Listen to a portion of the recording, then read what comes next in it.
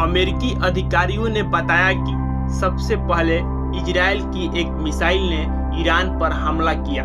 इसके बाद ईरान ने भी इजराइल पर हमला किया। इससे पहले इजराइल और ईरान बरसों से छाया युद्ध में लगे हुए थे, जिसमें वे जिम्मेदारी स्वीकार किए बिना एक दूसरे की संपत्तियों पर हमला करते रहे।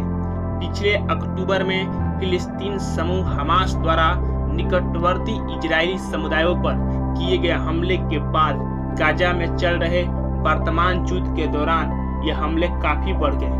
दोनों देश ईरान में 1979 की इस्लामिक क्रांति तक सहयोगी थे, जिसके बाद वहां एक ऐसी सरकार आई जिसने इजराइल का विरोध करना अपनी विचारधारा का प्रमुख हिस्सा बना लिया। ईरान इजराइल के अस्तित्व के अधिकार को मान्यता नहीं देता है और उसका खात्मा चाहता है। देश के सर्वोच्च नेता अयतुल्ला अली खामेनेई ने पहले इजराइल को कैंसर का ट्यूमर कहा था, जिसे निसंदेह उखाड़ कर नष्ट कर दिया जाएगा।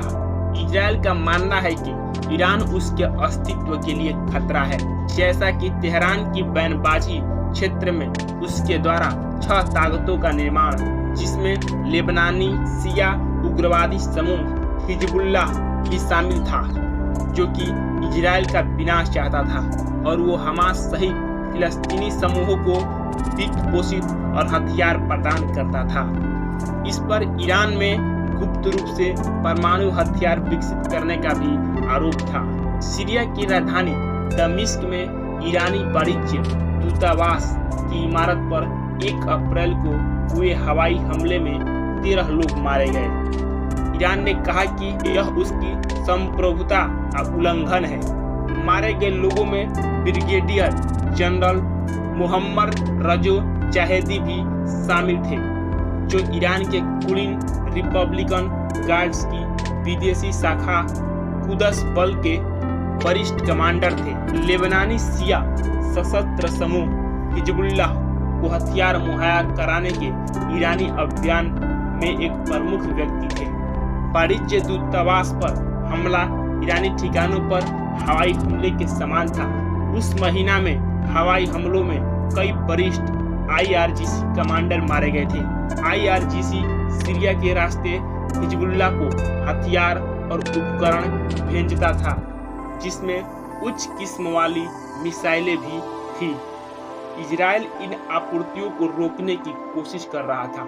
साथ ही ईरान को सीरिया में अपनी सैन्य उपस्थिति मजबूत करने से भी रोकना चाहता था। ईरान ने इजराइल की ओर 300 से ज्यादा ड्रोन और मिसाइलें दागी।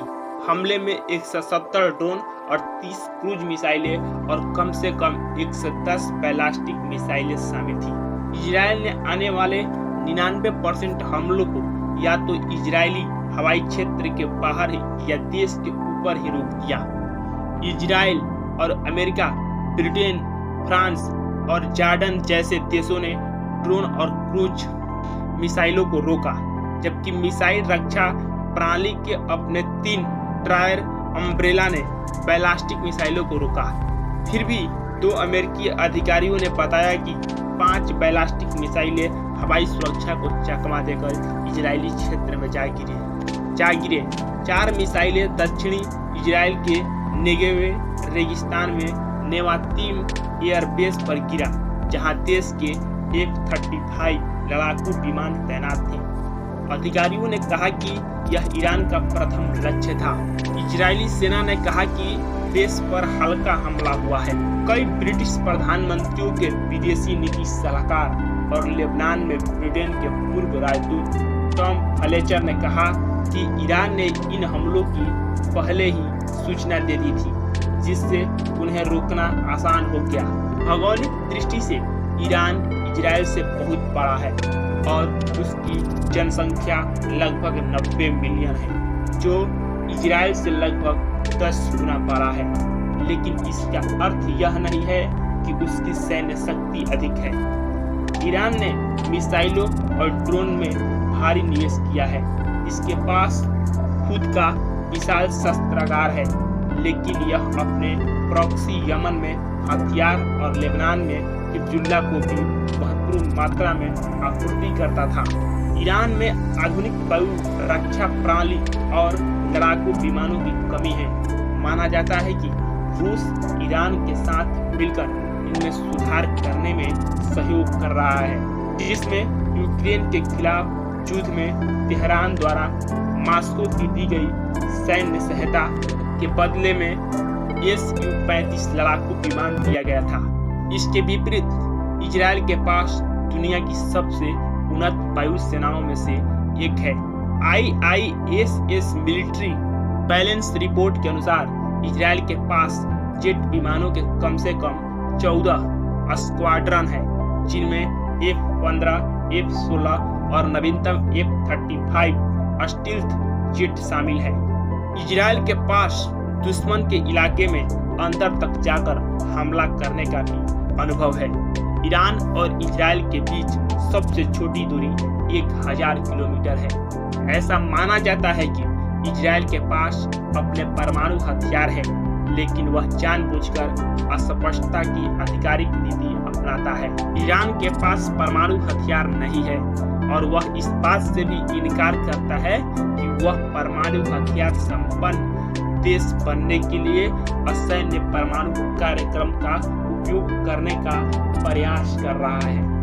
पिछले साल वैश्विक परमाणु निगरानी संस्था ने ईरान के भूमिगत फोर्डो स्थल पर 83.7% शुद्धता तक संवर्धित यूरेनियम कण पाए थे, जो हथियार ग्रेड के बहुत करीब थे। ईरान विश्व शक्तियों के साथ 2015 के परमाणु समझौतों का उल्लंघन किया। यह समझौता टूटने के करीब था क्योंकि अमेरिकी राष्ट्रपति डोनाल्ड ट्रंप ने 2018 में एक तरफा तरीके से ईरान से बाहर निकलकर उस पर कठोर प्रतिबंध लगा दिए थे। इजराइल ने भी शुरू में परमाणु समझौता का विरोध किया था। ईरान ने मध्य पूर्व में सहयोगियों और प्रॉक्सी ताकत का एक नेटवर्क बनाया है, जिसके बारे में उसका कहना है कि यह क्षेत्र में अमेरिकी और इजराइल के हित को चुनौती देने वाली प्रतिरोध की धुरी का हिस्सा है। वह अलग अलग अस्त्रों पर उनका समर्थन करता है। सीरिया ईरान का सबसे महत्वपूर्ण सहयोगी है। ईरान ने रूस के साथ मिलकर सीरिया की बशर अल असद सरकार को देश के दशक भर के गृह युद्ध से बचाने में मदद की थी। रूस के साथ ईरान के रिश्ते भी लगातार महत्वपूर्ण होते जा रहे हैं। पिछले दिसंबर में रूसी विदेश मंत्रालय ने कहा था कि दोनों देश एक नए बड़े अंतर्राज्यीय समझौता पर काम तेज करेंगे। ईरान ने रूस को शाहेद अटैक ड्रोन मुहैया कराया है। फरवरी में रॉयटर्स ने सूत्रों के हवाले से बताया था कि ईरान ने बैलिस्टिक मिसाइलें भी मुहैया कराई है। ईरान ने इस रिपोर्ट का खंडन किया।